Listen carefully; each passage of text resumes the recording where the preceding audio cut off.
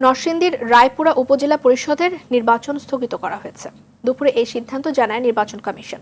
উপজেলায় 2 vice chairman প্রার্থী এবং তাদের সমর্থকদের মধ্যে সংঘর্ষের ঘটনায় ভাইস চেয়ারম্যান প্রার্থী মোহাম্মদ সুমন মিয়া নিহত হওয়ায় এই নির্বাচন স্থগিত করা হয়।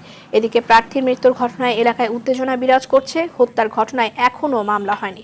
বুধবার বিকেলে উপজেলার পাড়াতুলি ইউনিয়নের মীরের কান্দি এলাকায় নির্বাচনী প্রচার চালানোর সময় প্রতিপক্ষ ভাইস চেয়ারম্যান প্রার্থী আবিদ হাসান রুবেল এবং তার সমর্থকরা সুমন মিয়াকে পিটিয়ে হত্যা করে। অন্যদিকে 29 মে তৃতীয় ধাপে 112টি উপজেলা পরিষদের নির্বাচনের প্রচার জমে উঠেছে দেশজুড়ে। উন্নয়নের প্রতিশ্রুতি নিয়ে সকাল থেকে রাত পর্যন্ত প্রার্থীরা ছুটছেন ভোটারদের দ্বারে দ্বারে। তবে যোগ্য প্রার্থী বাছাইয়ের কথা বলছেন ভোটাররা।